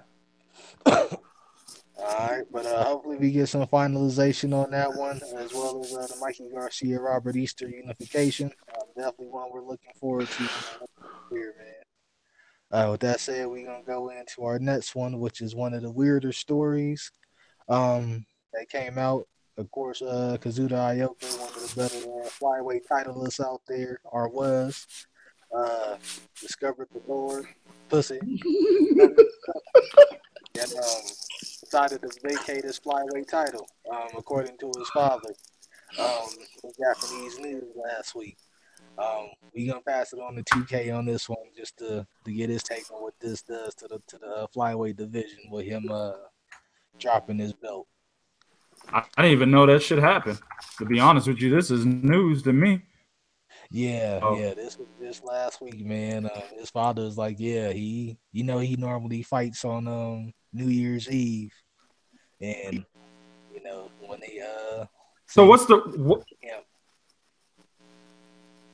what's the reason for him dropping it? His daddy told him to drop that belt because he said motherfucker getting too soft. It wasn't focused, yeah, since he got married. His daddy told him. We talked about this on the show I was on. His daddy told him. First, it was reported that he was gonna be dropping that motherfucker. His daddy said, "Son, you didn't get married, found God, you too fucking soft. You need to drop that belt."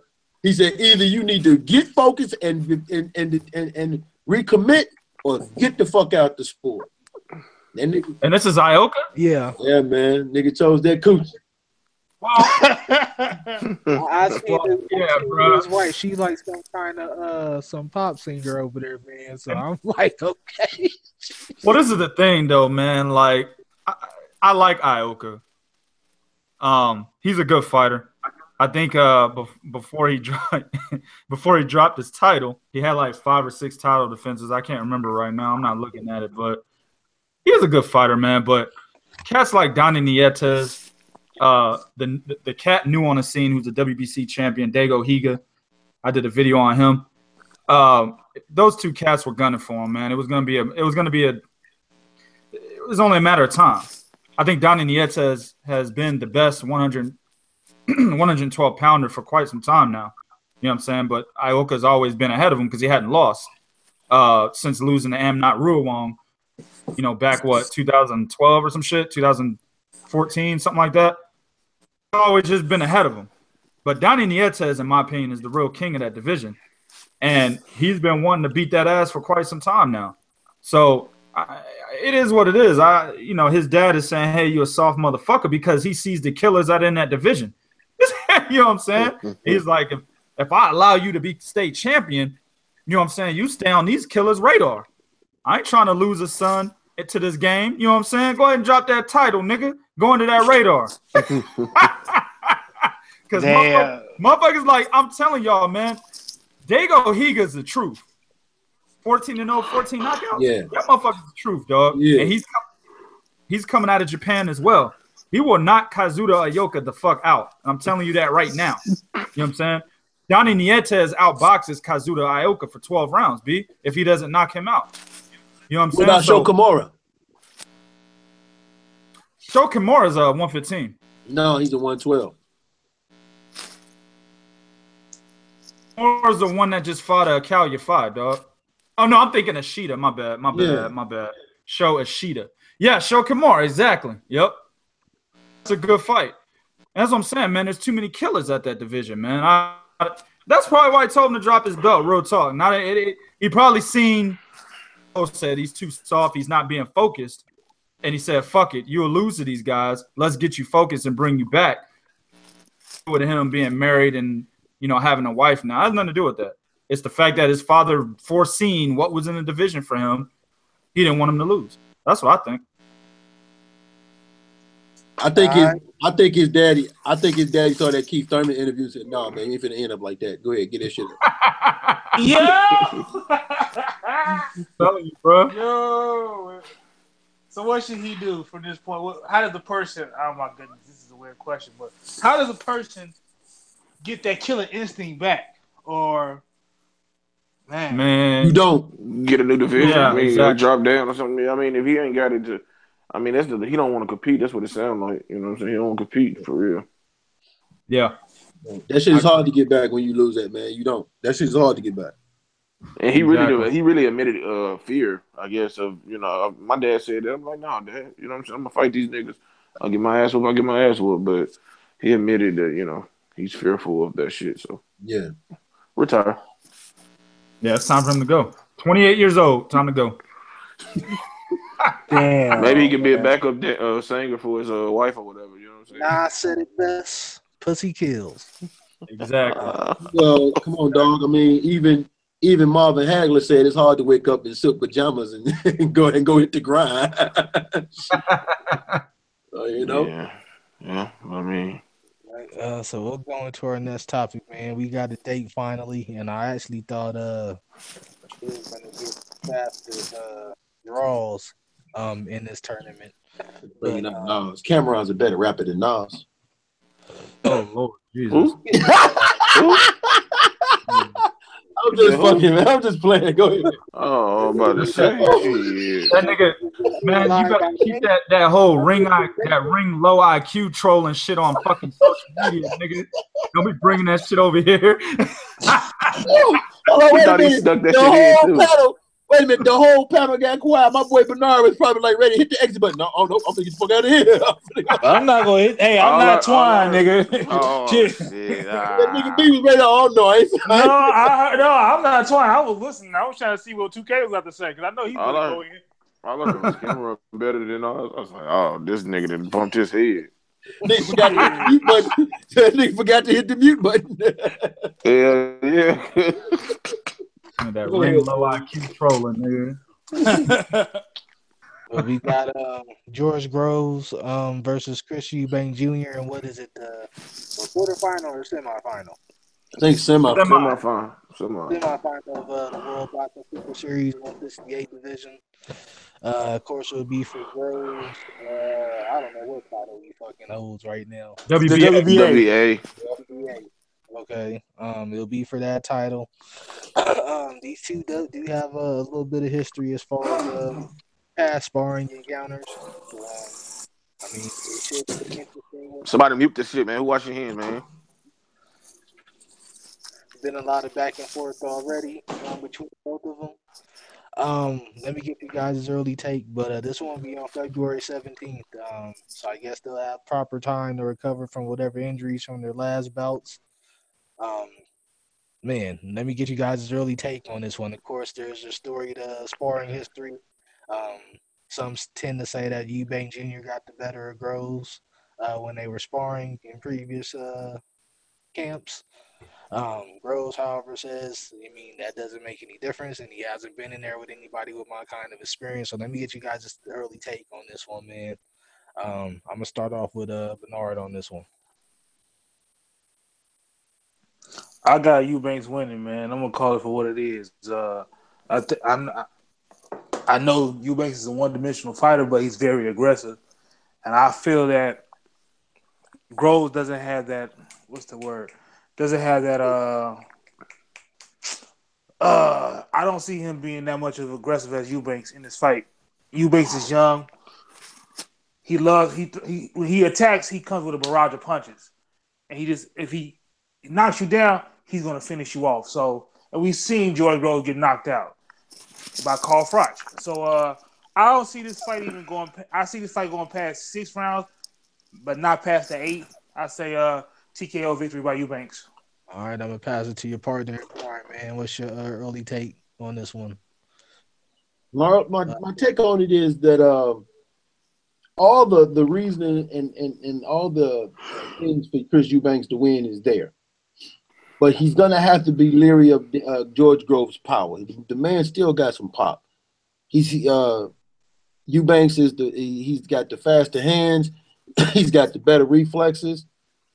But, Groves got the experience and the power. If he can avoid getting hit by something solid, if he can avoid getting pinned up against them ropes and keep it in the middle of the ring and continue to keep George Groves off balance using his athleticism and his skill and, the little bit of the feints, because the feints work a lot for George Groves. Pop him with a jab and give him a feint, then turn him and hit him because he's still kind of slow. Then Eubanks can win. But he just have to keep from getting hit with some. I don't see a knockout like my partner see, but I could definitely see Chris Eubanks, getting a unanimous decision, winning that fight 10 rounds to 2. All right, passing it on to Big Cool, man. Your early takes on this one. I just my minor synopsis, man. Like whenever I look at Chris Eubanks, I still see more of a athlete than a boxer. Absolutely. That's just what it's me looking still right now. But Big, let me get your early takes on this one. Earlier when we first talked about the fight, I picked Eubank by a knockout. I'm still pick him, but I would hold judgment until I watch more of him because he does rely on his athleticism a lot. He's not the most technically sound. He can be undisciplined, and although he has fast hands and he has solid power of his own, you know what I'm saying? He's not as experienced as George Groves is. He hasn't really been in too many tough fights. Had to dig deep. Pull out, a guaranteed loss from, the victory of the defeat. I think George Groves got the power, like Bo said, to really, to stop Eubanks, who can try to be too flashy, and lose focus. But I don't know, man. George Groves gets hit a lot, and that's not good going against a guy who has fast hands, very athletic, and can move. But it's gonna be a good fight. But if I had to make a prediction, I'd pick Eubanks by late TKO. Okay. All right. Swing it over to 2K, man. Anything you want to chime in or as far as what you see in Eubanks? Like I said, I told you I thought I still see a lot more of an athlete than a boxer, and Groves has been there with some of the best of the best at 168. Although he's a little bit older than Eubanks. Just that experience, man. I don't know if you can take away those kind of experience in a fight like this. Well, George Groves is only 29 years old, and typically 29 is not old. 30 is not old. 31 is not old. 32, we're like, he's getting to that point. But that's still not old. But the way George Groves, what he's been through, and how he fights now, he fights like an old man. And what I mean by that is before he was knocked out twice by Carl Froch, he was a good boxer. George Groves had pretty quick hands. He used a lot of movement. He wasn't like Arslan DeLauren, that motherfucker, but he moved. He liked to give angles to his opponents. He had a good jab. Still has a good jab, but it's not as good as it was back then.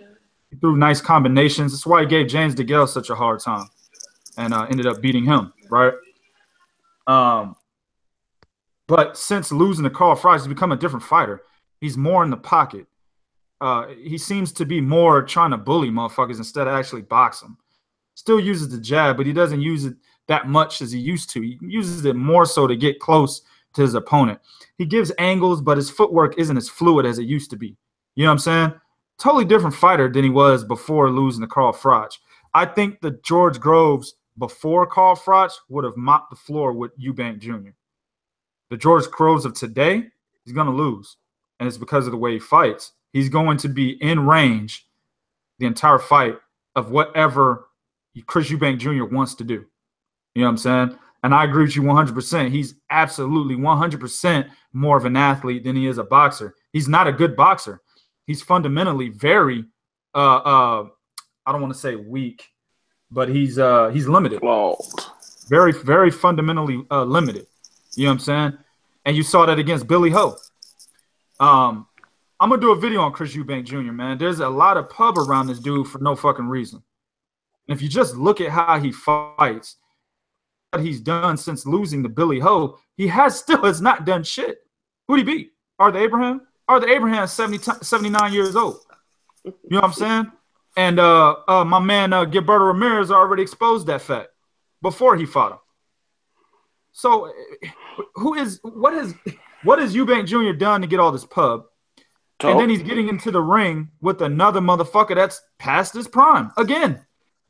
Now, I would say George Groves is somewhat on a Billy Ho Sanders level. I think if Billy Ho and George Groves fought, Billy Ho would beat him, which further proves my point that Eubanks Jr. has Billy Ho problems to this day.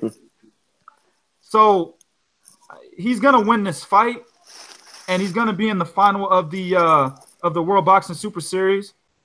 Hopefully Callum Smith destroys garbage-ass Jürgen Bremer so we can actually see Jr. in the ring with a live body.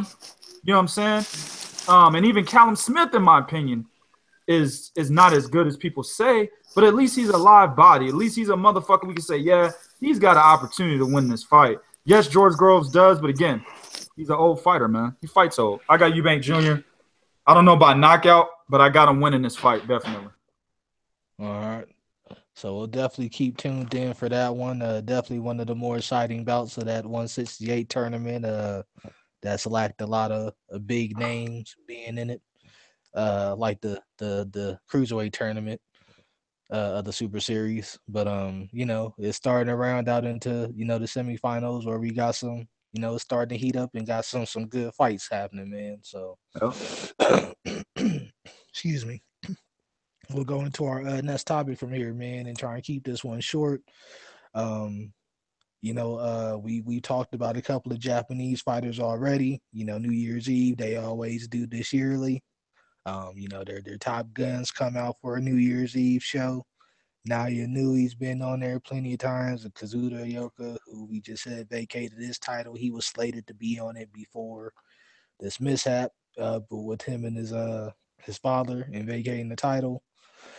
It's looking like we're going to have a unification fight on that date as well. Ryoichi Taguchi is going to be facing Milan Melindo, who will be making defense of his what I believe is an IBF title that he won last year against a fellow Japanese fighter over there as well. Man, good way to start round out the year. With a light flyweight unification. We try to give shine to these lower divisions on the show because they don't get talked about enough throughout most of the media. So, I mean, let me get you guys' thoughts on this one. Starting off with 2K, he's usually our expert on these lower weight classes. Milan Melindo, he's been in there against, the Juan Francisco Estradas. Of course, he won this belt against Kira Yugashi last year. A little rugged, a little bit more of a rugged fighter, a lot harder to watch, harder on the eyes, man. But let me get your take on this one early on. It's like a lot of the fighters fight in light flyweight. Smaller divisions. That's why I always say the smaller divisions are usually the more exciting because they just in there going for the kill. You don't really see too many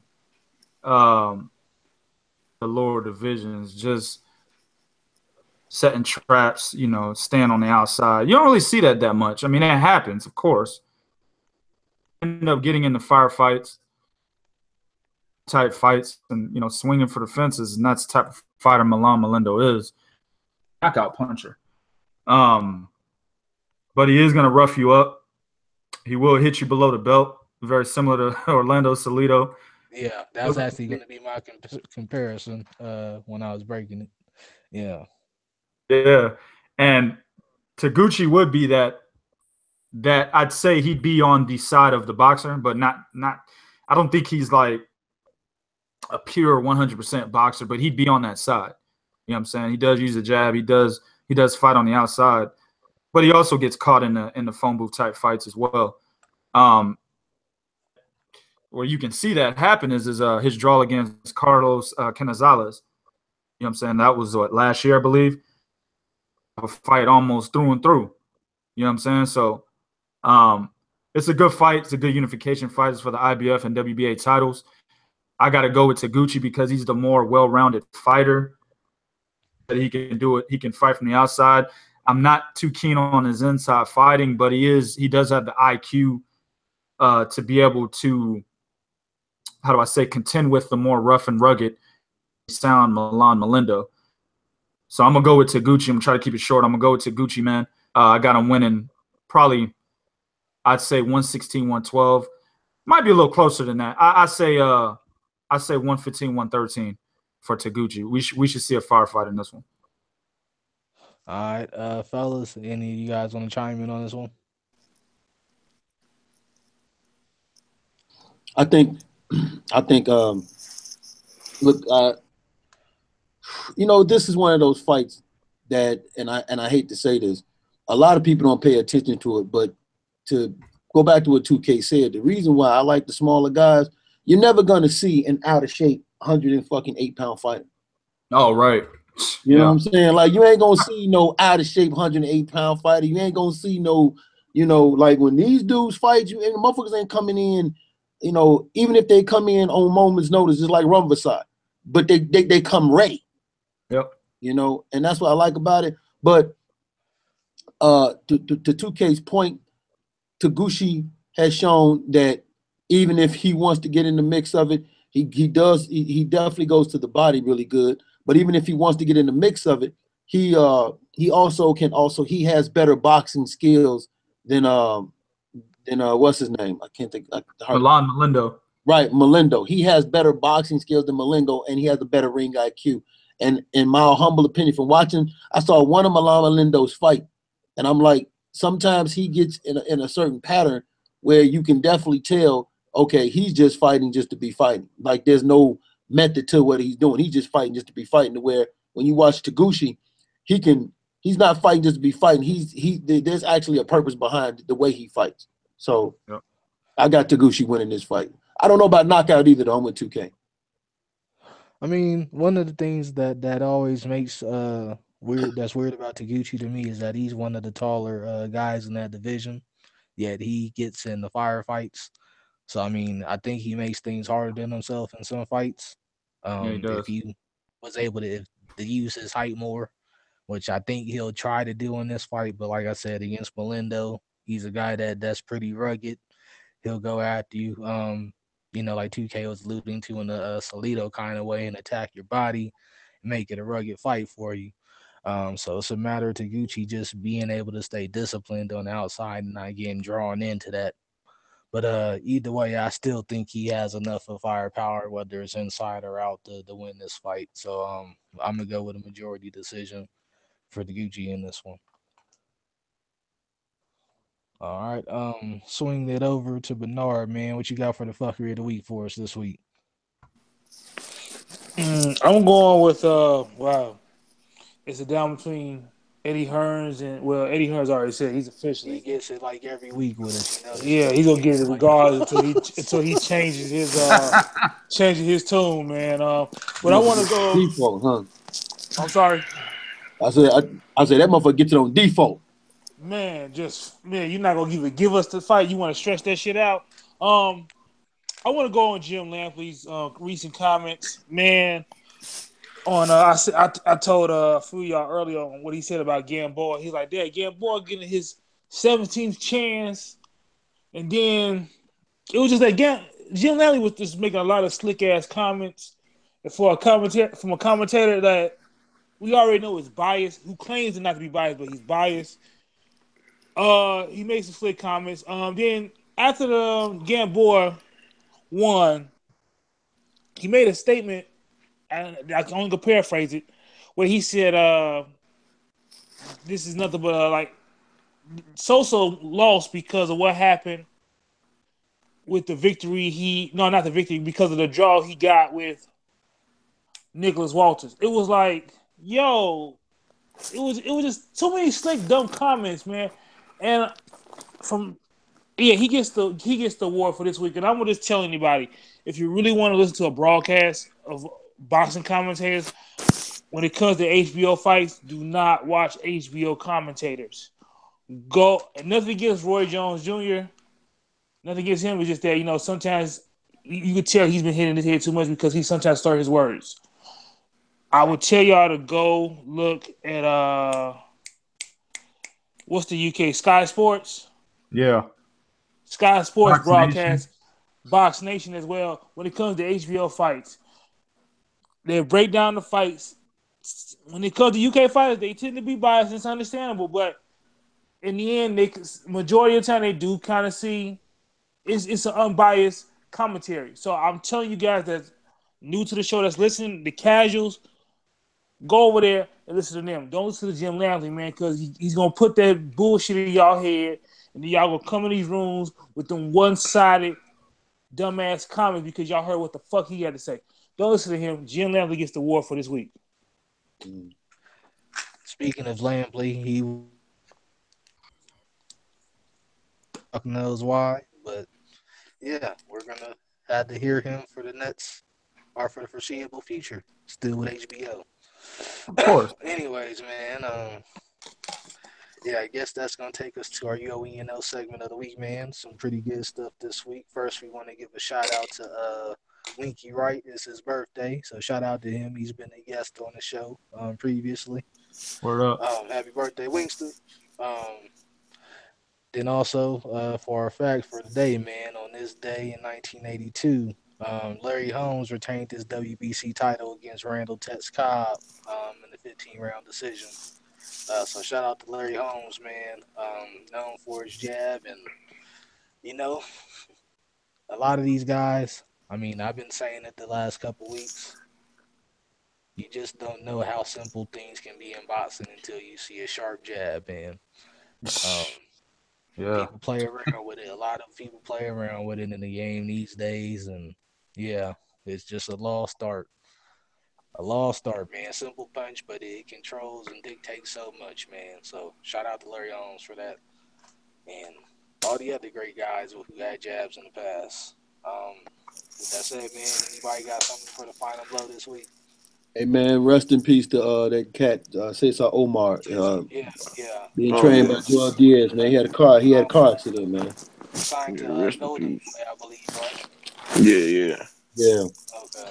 And who was the other fighter that died after he from a knockout loss? Yeah. I Ruiz saw that Rodriguez as well. Inside, after a fight. Wow. Yeah, so rest in peace to both of them guys. Yeah. I mean, I don't think, I don't want to speak for everybody. Does anybody else have anything for the final blow? I mean, if not, we can end it off, paying our respects to those two gentlemen, them two warriors. That should be the final blow right there, man. Pay your respects. Yeah. I agree. Definitely send those two out in style, man. Rest in peace to both of those, man. Taken away from us too soon. Yep. And prayers to the girlfriend of the Bo just said his name, but she in critical condition, so hopefully she pulled through and make a full recovery. Okay. Word up. All right. And their families. Everybody do their outros and give out their social media handles where they can be found. We're gonna start off with Bo on this one, man. Man, I'm gonna keep it plain and simple, man. Follow us right here on the movement. Continue to follow us here, and follow us on our after channels. But follow us here first. Pass it on to Bernard. All right, Bernard. All right, you can find me. The B. Oh, sorry. He called you AK. Detective B. Oh yeah, you can find me Detective B on Instagram at the Movement BP DAMUVMENT BP, as well as Twitter the Movement Boxing D capital M and capital B for those respective words, as well as the Movement Boxing group on Facebook, as well as you can find me on this channel, as well as Truth and Facts About Boxing, as well as the other gentlemen's channels. If anything, y'all listening to this broadcast, like the video, dislike the video, comment, and subscribe. That's all I can ask for. You can also catch me in a few other groups such as Eastwick Boxing, Supreme Box Championship Boxing Talk. What's another group? A few other groups as well. Colossal Boxing Talk, Danger Zone Boxing Talk. Yeah, you can find me in a lot of groups. So yeah, talking boxing. All right, swing it along. Big cool, man. Where can they reach you? Follow us on Twitter, Colossal Boxing, Colossal CBT. Excuse me. YouTube, hit that subscribe button. Like the page on Facebook, Colossal Boxing Talk. Prodigy Boxing Talk, True Facts About Boxing. Three Kings Boxing. Eastwick Boxing. The Movement. Like Bo said, follow us here first and foremost, because you're gonna get a lot of content from here. But just follow all of our shit, man. Hit that subscribe button. Turn the notifications on to get notified every time we upload content. And just come fuck with us, man, because we are the movement as a whole. And there it is. I'm big cool. I swing it along 2K, and be sure to drop some times about the Three Kings when you guys do your podcast weekly. A lot of good news coming from the website. Keep on the tune from them. They've been out the last couple weeks. Go ahead, 2K. Oh yeah, definitely. But what's more important than that is the entire movement. You have this particular podcast we're on. I'll just go ahead and second what everybody already said. Truth and Facts About Boxing. You got Detective B. You got Colossal Boxing Talk. You got Four Corners Boxing. Shout out to everybody who's a part of the entire movement. Of course, my channel, Prodigy Boxing Talk. Check us all out. And then, of course, Three Kings Boxing. That's going to be the newest installment of the movement umbrella. We're already out there. We got our own website, threekingsboxing.com. We're getting writers out there. Bo's already contributed a lot. We've got quite a few other writers out there contributing a lot as well. So I appreciate you guys for what you do for the website.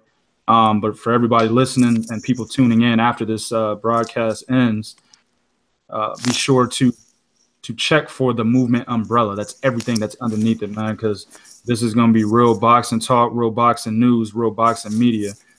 Fuck all that other bullshit. And by the way, there was some news about Dimitri Bivol being co-promoted by Main Events. We dropped that story yesterday, and Boxing Scene just dropped it today. So we're a good 24 hours ahead of one of the more major boxing internet sources out there. So that's the type of shit we on over here in the movement.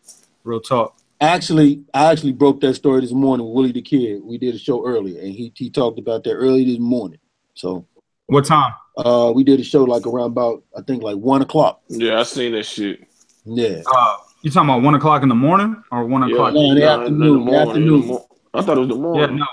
Me and Willie the Kid and C-Bone dropped it at 2 o'clock in the morning last night, brother. Right. See, it's like, look, man, it's like Adrian Broner. If they drop it, we all drop it, so it don't matter, man. Exactly. We all drop that shit.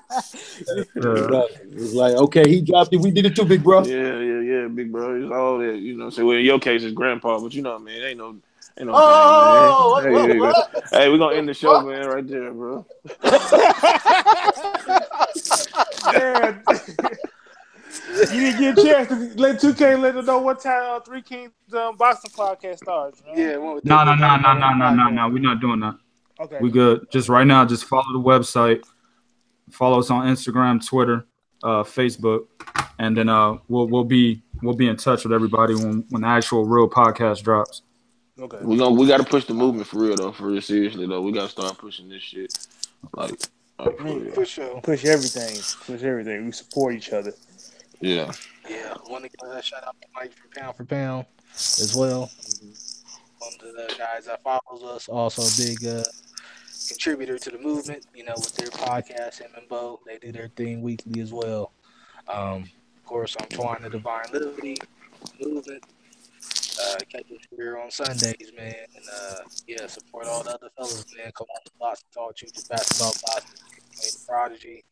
Man, Three Kings Boxing are doing beautiful things, man. Already rivaling boxing scene. So I mean, it's nice to see them coming out and doing this already, man. With that said, you can catch us next week, man. Until next week. Peace, Yeah. bitches.